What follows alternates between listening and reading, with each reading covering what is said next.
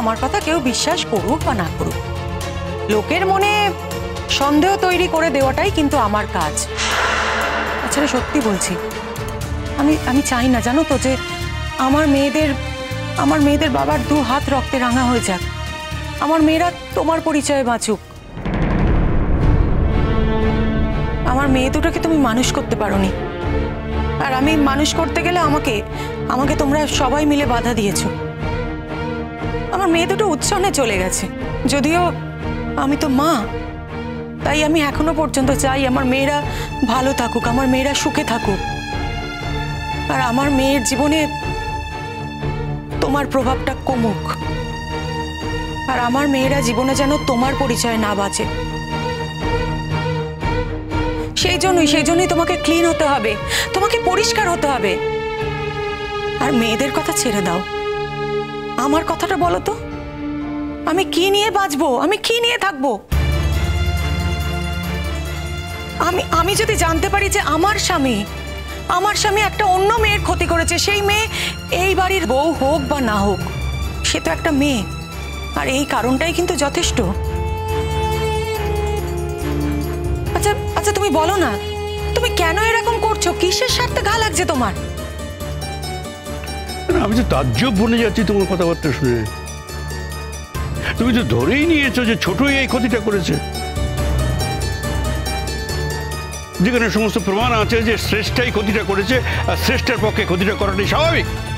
বর্দা, আমি আপনাকে আগেও বলেছি, আবারও বলছি, আপনি হচ্ছেন অন্ধ ধৃতরাষ্ট্র। আপনি আপনার ভাইয়ের দোষ চোখে দেখতেই পারেন না। আপনি যদি ঠিক টাইমে আপনার ভাইকে প্রশ্রয় না দিতেন না, তাহলে আপনার ভাই এতদিনে মানুষের মতন মানুষ হতো, কিন্তু সেটা করেননি বলে আপনার ভাই উচ্ছন্নে চলে গেছে। আপনার কলেজে আপনার ভাই এত বড় ক্ষতি করেছে, তারপরেও সেই কলেজে বহাল তবিয়তে ঘুরে বেড়াচ্ছে। আপনার ভাইয়ের নামে কোর্টে কেস রয়েছে, গরিব ছেলে মেয়েগুলোকে ঠকিয়ে তাদের কাছ থেকে টাকা আত্মসাৎ করেছে। এরপরেও বর্দা আপনি এতগুলো কথা বলতে পারেন? আপনি কি যথোপযুক্ত শাসন করেছিলেন আপনার ভাইকে? করেননি।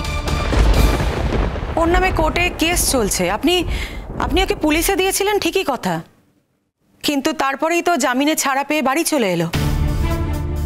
আর যে জামিনে ছাড়া পেয়ে বাড়ি চলে আসতে পারে, তার কি বেড়াতে যাওয়ার মতন মনের আনন্দ থাকতে পারে বর্দা? আপনি বলুন। নাকি সে এত বড় বড় গলায় কথা বলে, রাত বিরেতে অন্য লোকেদের সঙ্গে গুজগুজ করে কথা বলে? আচ্ছা, সবার সামনে কথা বলতে পারবে না, এরকম ফোন ওর আসে কেন? আপনি জিজ্ঞেস করতে পারেন না আপনার ভাইকে?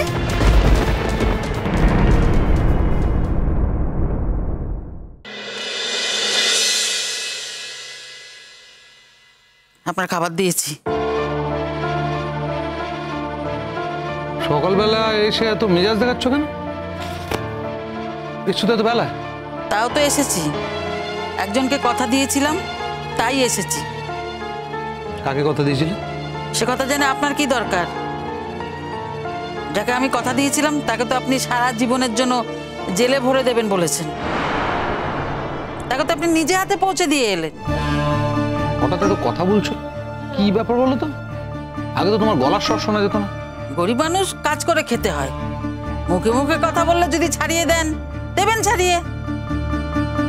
আমি এমনিতেও এখানে কাজ করব না, সেটা আমি আপনাকে জানাতে এসেছিলাম।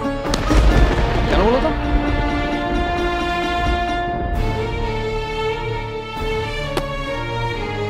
তুমি কি সময় মতো মাইনে পাও না? মাইনের জন্য কি সব কাজ করি দাদাবু? মাইনের বাইরে কি কিচ্ছু নেই? আপনাদের সেটা মনে হয়, তো আমাদের তা মনে হয় না। মানুষ হয়ে জন্মেছি, মানুষের ধর্ম খোয়াতে পারবো না। মানে এখানে কাজ করলে তোমার কোন ধর্ম যাচ্ছে শুনি? খোয়াচ্ছে দাদাবাবু, খোয়াচ্ছে। হায় রে, মানুষটা কি না করলো আপনার জন্য। 2 হাত দিয়ে আপনার সংসারটাকে গুছিয়ে গেল, আপনি তাকে বিয়ে করলেন। আমি কত আশা করেছিলাম যে বৌদিমণির সঙ্গে এখানে সারা জীবন থাকবো। বৌদিমণিও আমাকে বলেছিল যে তোমাকে আমি কোনোদিনও ছাড়াবো না, আমাকে আরো কত কাজ শিখিয়ে দেবে বলেছিল, ওরা যাতে তুমি সব কাজ ভালোভাবে করতে পারো। তারপরে আমরা কত প্ল্যান করেছিলাম, সেই প্যালানে তো আপনি ছাই ঢেলে দিলেন। দেখুন দাদাবাবু, যেই মানুষটা আপনাকে এত ভালোবাসে সেই মানুষটা কখনো কারোর ক্ষতি করতে পারে না।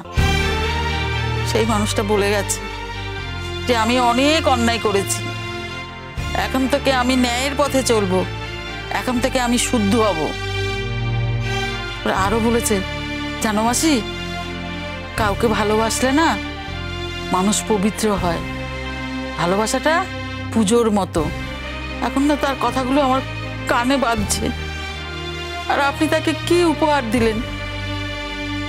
আপনি তাকে জেলে ভরে দিয়ে এটাই তার পুজোর উপহার দিলেন।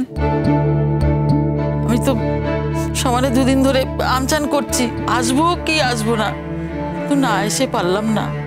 কারণ যাওয়ার সময় বৌদিমণি আমাকে বলে গেছিল যে মাসি আমি চলে যাচ্ছি। দাদাবাবু কিন্তু নিজের কিচ্ছু ঠিক রাখতে পারে না। দাদাবাবুর মাও এখানে নেই। তুমি না দাদাবাবুকে ছেড়ে কখনো কোথাও চলে যেও না। ভাষণ শেষ হয়েছে? হ্যাঁ, আমাদের মতো লোকের কথা তো আপনার ভাষণ বলেই মনে হবে। আমরা গরিব মানুষ, আমরা কথা বললেই তো ভাষণ হয়ে যায়। ঠিক আছে দাদাবাবু, আপনি একটা লোক দেখে নিন।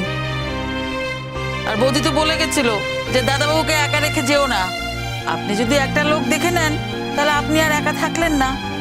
আর আপনি যদি বলেন তাহলে আমি একটা লোক দেখে দিতে পারি। তোমাকে না আমার একটু উপকার করতে হবে।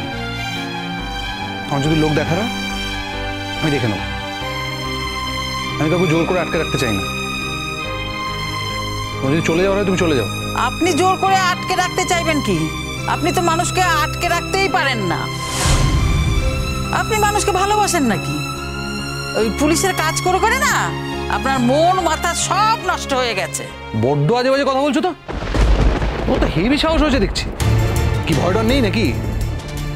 ও বুঝতে পেরেছি, তোমার বৌদিমণি তোমাকে যাওয়ার আগে বলে গেছে যে দাদাবাবুকে ভয় পাওয়ার কিছু নেই নাকি?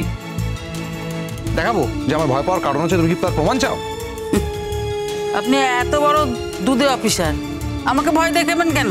হ্যাঁ, আর কি করবেন আমাকে ভয় দেখিয়ে? আমি সাধারণ মানুষ। আমি তো আপনার কাছে ছাড় পোকার মতো, এক আঙ্গুলে টিপে মেরে ফেলতে পারেন। তাই বলে কি সত্যি কথাগুলো বলবো না? সত্যি কথা? কি সত্যি কথা শুনি? কি সত্যি কথা? বৌদিমণি কোনো অন্যায় করেনি। বৌদি কোনো অন্যায় করেনি, এই কথাগুলি তোমার বৌদিমণি শিখিয়ে গেছে না? পয়সা পেয়েছো এটার জন্য? আপনি আপনি এত বড় কথা বললেন আমাকে, এইরকম ভাবে আমাকে অপমান করলেন। আপনার একটা টাকাও আমার লাগবে না। এই মাসটা আমি কাজ করেছি, কিন্তু একটা টাকাও আমার লাগবে না। আপনার এই মাসটা পুরো হয়ে গেলেই আমি কাজ ছেড়ে দেবো।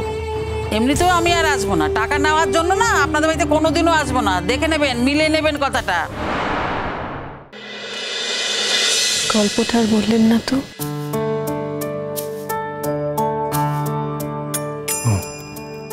তুমি গল্প শুনতে চাও? 100 বার শুনতে চাই। তো এই গল্প শোনার তোমার তো আগ্রহ কিসের? না মানে তুমি তো এই গল্পের ছেলে এবং মেয়ে দুজনের কাউকে চেনো না।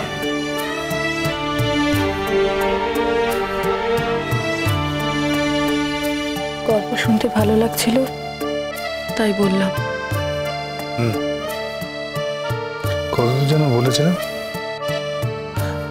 ও ওই মেয়েটির কলকাতায় শহরে আসার অবধি না, তারপর তো সে শহরে এলো। এই শহরের সব থেকে নাম করা একটি কলেজ, সেখানে সে ভর্তি হলো। চলো ওই ওনার ম্যাম সমস্ত সবসময় ওনাকে হেল্প করতো সব বিষয়ে। ম্যামের প্রচেষ্টাতেই কলেজে এলো। সেখানে শহরের কাণ্ড। সেখানে ওই যে কলেজের এক ডিরেক্টর, তার সাথে তার কিছুতেই বনিবনা হতো না, কিছুতেই না। তো সব ব্যাপারেই তাদের মধ্যে আর কি একটা ক্ল্যাশ হতো। আমি প্রত্যেক বছর তোমাদের মতো হাজার হাজার স্টুডেন্টকে পড়িয়েছি, but you are an exceptional. তোমার মতো অভদ্র, তোমার মতো বেয়াদব স্টুডেন্ট আমি কখনো ফেস করিনি আমার টিচার লাইফে।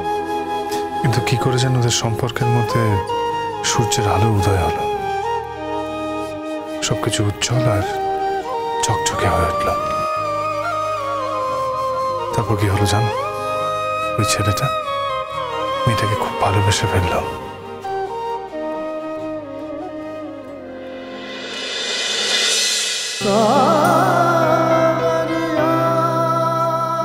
কোথায় গিয়েছিলে তুমি? আমি একদিন কলেজে দেরি করে এসেছি বলে আপনি এত চিন্তা করবেন আমি বুঝতে পারিনি।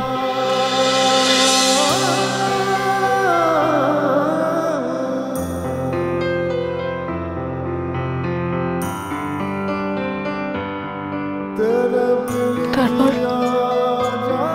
তারপর তারপর ছেলেটাকে ভালোবেসে ফেললো।